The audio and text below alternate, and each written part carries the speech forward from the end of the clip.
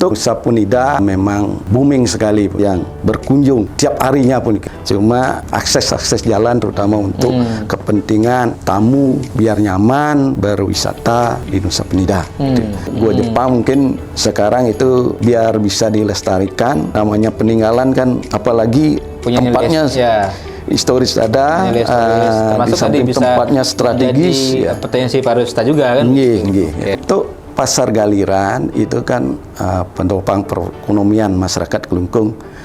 Perputaran perekonomian di sana terjadi hampir 24 jam. Cuma penataan parkir masih kredit di parkir yang masih jadi PR. Target sih kita harus menang lagi kan gitu, bergerak kompak, tidak ada yang saling sikut itulah di intern, bergerak sesuai dengan nuraninya gitu. Kita optimis biar bisa menang lagi di Kecamatan Banjarangkan gitu. Kembali lagi di channel Hanura Bali Official. Hari ini kita sudah bersama dengan salah satu pengurus DPC Partai Hanura Kabupaten Kelungkung, Bapak I Ketut Sri Nade. Om Swastiastu. Om Swastiastu. Ya, Pak Tut, selamat datang di studio Hanura Bali Official. Beliau ini adalah pengurus di DPC Hanura Kabupaten Kelungkung selaku wakil ketua wakil ketua dan juga ketua Badan Saksi ya. DPC Partai Hanura Kelungkung, caleg juga di DPRD Kelungkung Dapil 4 Kecamatan Banjarangkan. Ini yang ketiga kalinya? Ketiga kali. Oke, sudah pernah duduk di DPRD? Di Tiang sebenarnya Niki kan ketiga kali. Yang pertama itu tahun 2014, 2019. 2019 lagi maju lewat Partai Hanura juga. 2 kali sampun tidak lolos. Astungkara tahun 2018 di Tiang boleh PAW. Pernah menjadi PAW. Berarti sudah pernah duduk di DPRD Kelungkung lah. Sudah pernah menjadi anggota legislatif, jadi sudah pernah punya pengalaman kan begitu. Oke. Nanti kita bicara lebih detail soal ini ke Pak Tut. Tapi saya ingin mungkin Pak Tut berbagilah beberapa hal yang menjadi pemikiran untuk Kelungkung, khususnya mungkin di sektor pariwisata, ekonomi kerakyatan atau kondisi Pasar Galiran ya, yang menjadi salah satu pasar terbesar mungkin di Bali Timur ya. Bali Timur. Penyumbang PAD juga untuk Kelungkung, kemudian juga bicara potensi pertanian karena background Pak Tut dari pertanian ya. Dari pertanian. Kemudian juga satu hal yang beliau concern juga soal keberadaan peninggalan gua bersejarah gitu ya. Gua Jepang di wilayah beliau Banjarangkan Pak ya. Di perbatasan. Oke. Kita mulai dari soal pariwisata dulu Pak Tut. Apa mungkin yang menjadi catatan Pak Tut, harapan atau masukan lah? Ini kan Kelungkung menjadi daerah yang dianggap-anggap dengan Nusa Penidanya adalah telur emasnya pariwisata Bali. Sekarang mulai berkembang, sempat agak sedikit vakum di masa pandemi, tapi sekarang sudah booming lagi kunjungan ke Kelungkung, apalagi sudah ada dermaga segitiga emas ya, salah satunya dari kalau dari pasar aksesnya dari Sanur gitu. Dermaga Sanur atau pelabuhan Sanur ramai sekali saya lihat sampai macet gitu sore harinya, pagi hari juga. Apa mungkin ada masukan Pak Tut untuk pariwisata Kelungkung khususnya di Nusa Penida gitu. Silakan. Sebelumnya itu saya pribadi mengucapkan selamat Hari Raya Galungan dan Kuningan. Walaupun ini sudah berlalu, tapi masih momennya, suasananya di bulan ini. Itu saya mengucapkan selamat Hari Raya bagi umat Hindu Sedharma. Dumugi Rahayu Sareng Sami. Rahayu. Kedua, saya juga mengucapkan ulang tahun pemerintah Provinsi Bali yang ke-65 tanggal 14 Agustus tahun 2023. Juga pemerintah Provinsi Bali semoga puniki pembangunan kedepannya supaya lancar dan untuk kepentingan masyarakat Bali biar makmur dan sejahtera, itu intinya. Dan juga kita menyambut HUT kemerdekaan RI. Benar juga 17 ini kita akan juga 17 Agustus Menika juga kita menyambut ulang tahun negara kita, Republik Indonesia. Semoga juga di tahun ini kita juga akan mengikuti pesta demokrasi bagi rakyat Indonesia tahun 2024. Dari bulan Februari akan ada pemilu. Semoga pemilu berjalan dengan lancar dan tidak ada terkendala, dan pesta demokrasi yang ada di Indonesia biar semua rakyat sejahtera dan gembira menikmati pesta demokrasi itu, dan menemukan pemimpin-pemimpin yang akan dipercaya mengembangkan negara ini biar rakyatnya maju dan sejahtera. Oke, ya terima kasih Pak sudah mengingatkan kita juga ucapan-ucapan tadi. Tadi sambung soal pariwisata Kelungkung, apa yang menjadi masukan atau catatan juga dari Pak Tut khususnya untuk Nusa Penida atau destinasi yang lain? Ya, untuk Nusa Penida memang booming sekali pariwisata yang berkunjung, terutama tiap harinya udah luar biasa. Cuma Titiang juga meminta kepada pelaku pariwisata di sana di Nusa Penida dan pemerintah juga selaku Kabupaten Kelungkung biar menyediakan akses jalan terutama untuk kepentingan tamu biar nyaman berwisata di Nusa Penida. Itu ya masukan dari Titiang selaku warga di masyarakat Kelungkung. Bagaimana sejauh ini Pak Tut melihat infrastruktur di sana, akses jalan, kemudian juga penataan destinasi dan sebagainya? Kalau masalah jalan sudah sih lebih bagus daripada yang dulu. Sudah, cuma perlu juga di yang jalan-jalan rusak juga masih banyak itu, biar bisa pemerintah kabupaten biar segera memperbaiki biar tamu-tamu yang berkunjung nyaman. Fasilitas juga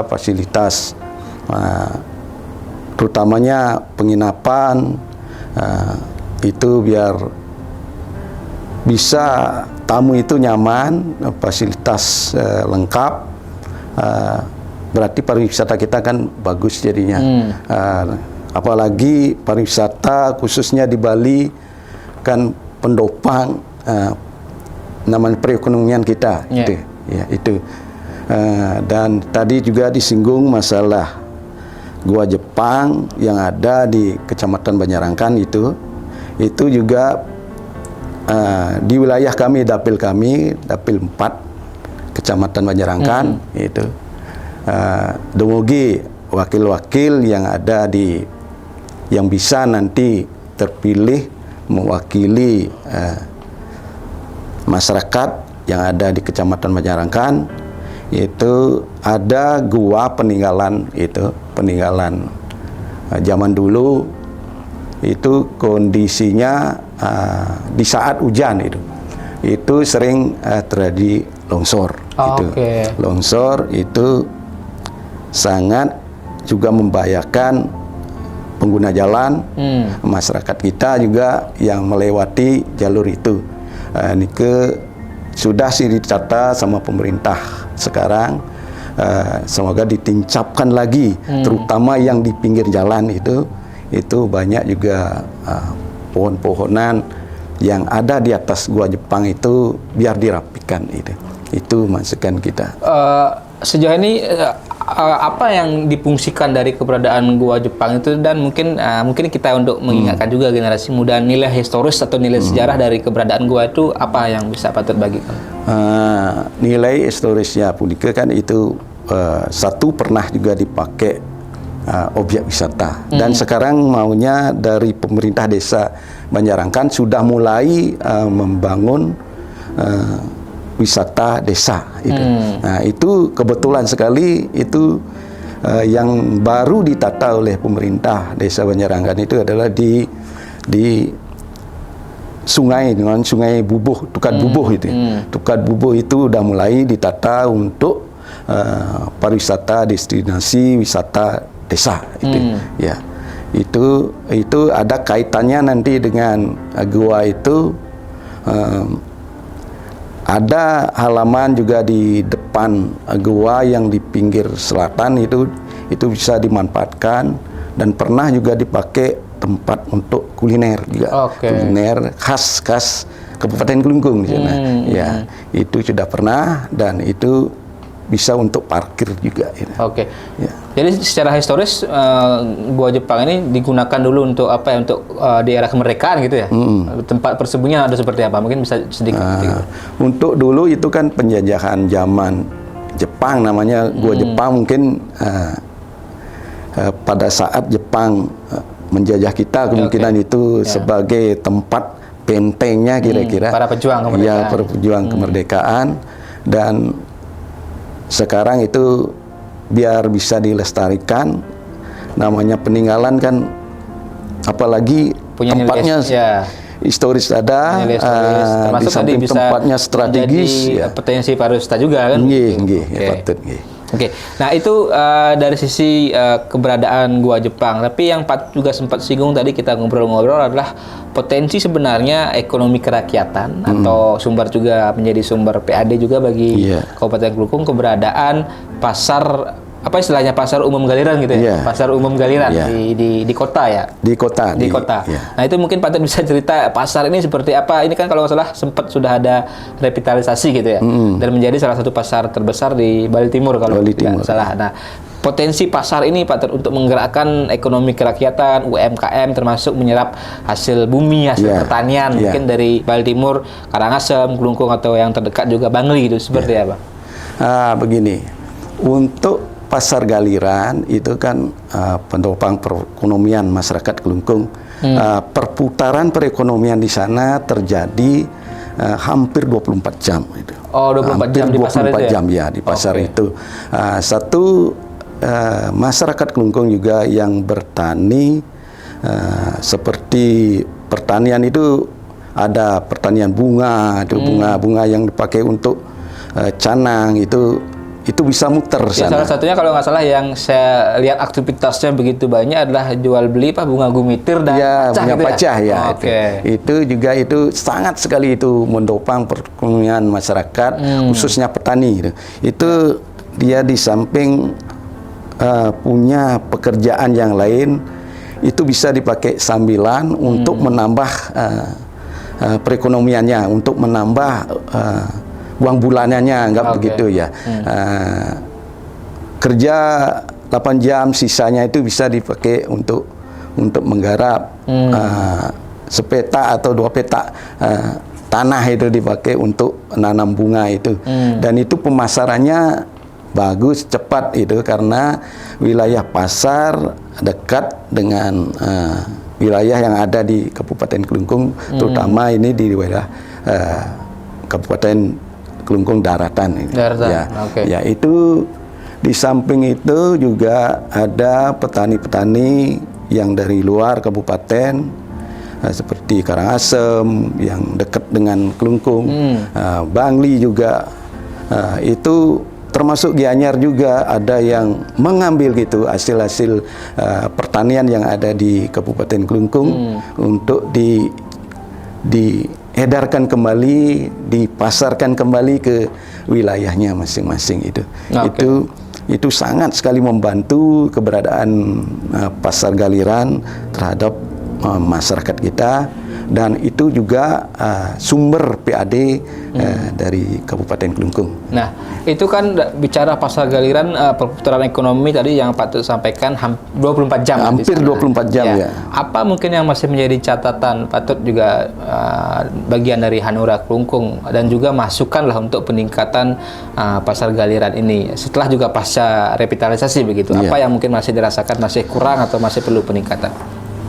Iya, dari segi kekurangan sih hampir sempurna gitu, hampir sempurna.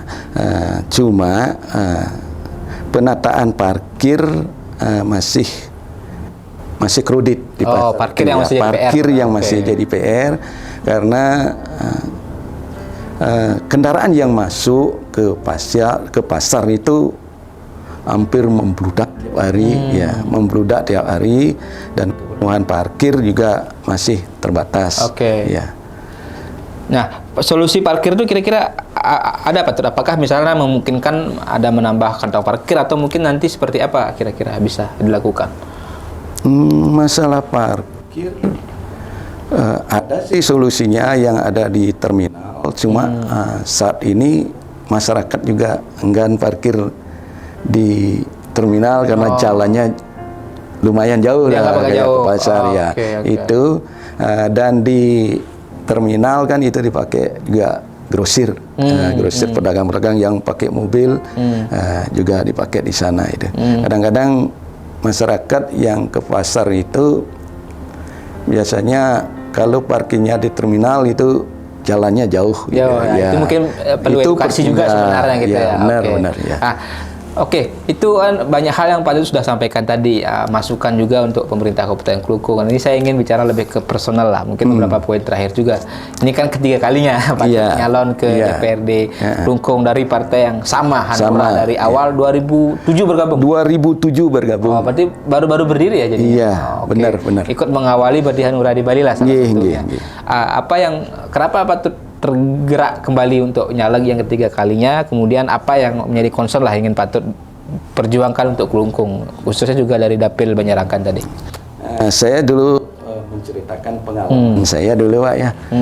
Masalah saya gabung ke partai ini, Partai Hanura, itu dari 2007 saya mulai gabung di Partai Hanura dari bendahara PAC, Kecamatan Banjarangkan. Kecamatan berarti ya? Iya. Pengurus kecamatan. Terus injap ke sekretaris PAC. Terus ke wakil sekretaris DPC.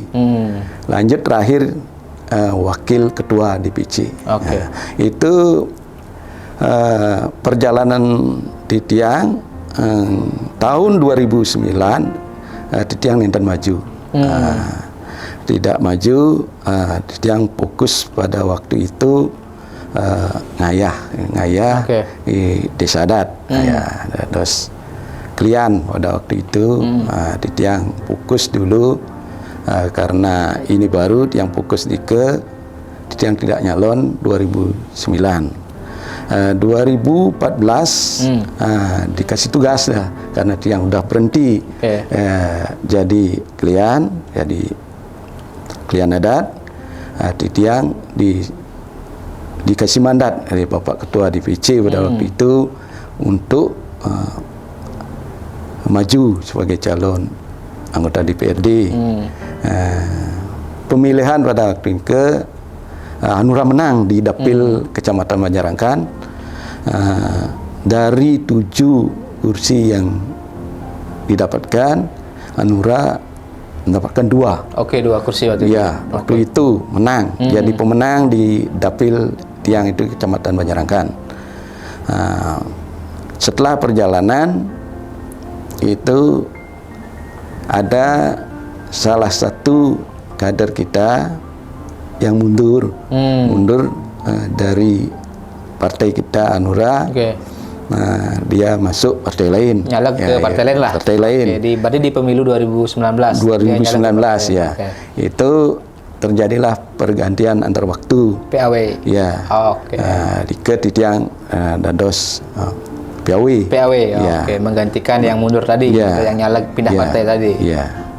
Itu pengalaman Titiang. Setelah itu 2019 lagi maju. Kita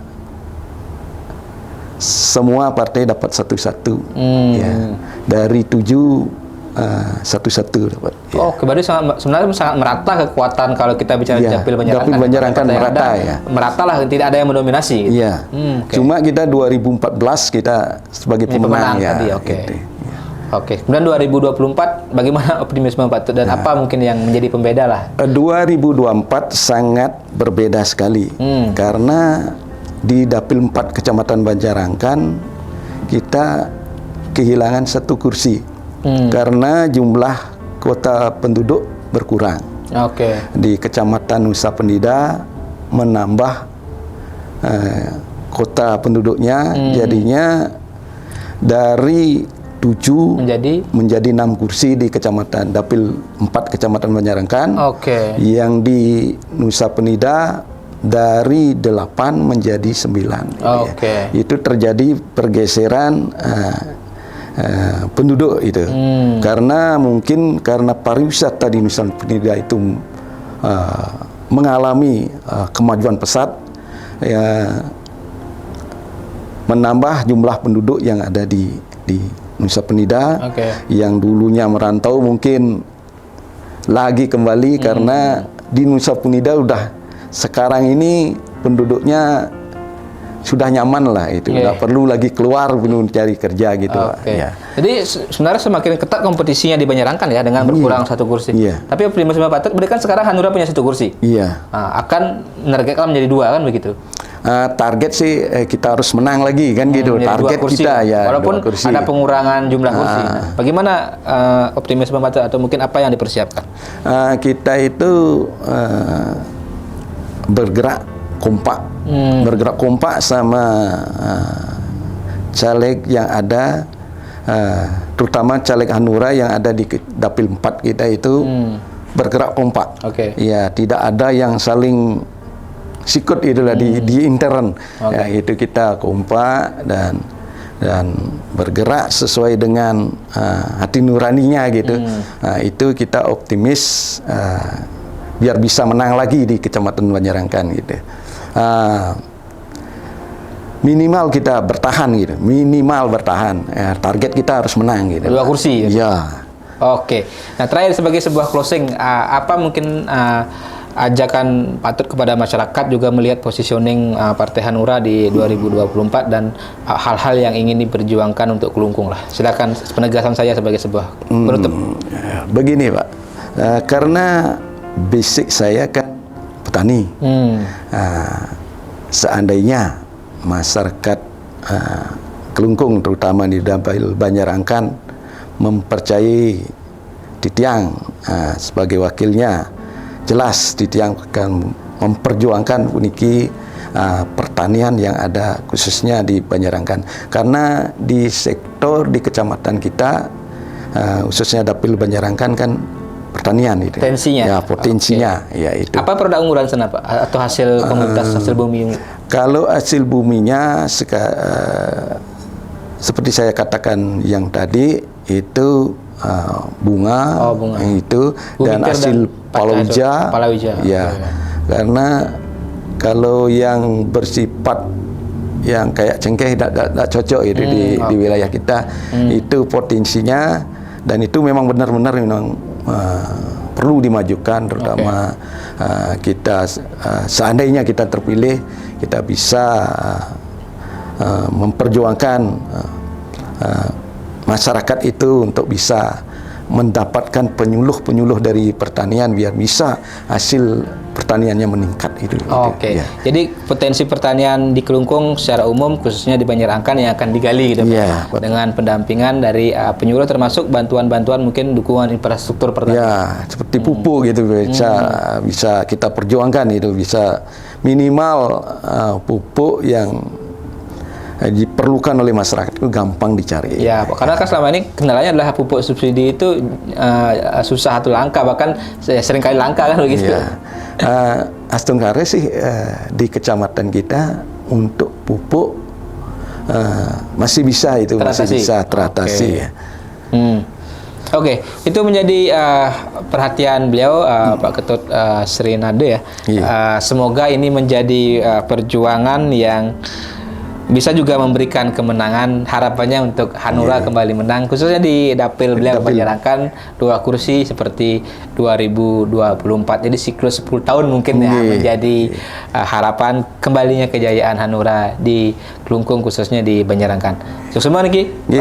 Salam 2 jari. Salam 2 jari untuk beliau ya. Ini sudah berbagi dengan kita. Nanti kita akan sambung di kesempatan berikutnya dengan hal-hal yang masukan-masukan juga untuk pembangunan Kelungkung. Terima kasih sudah bergabung di channel Hanura Bali Official. Salam hati nurani. Salam hati nurani.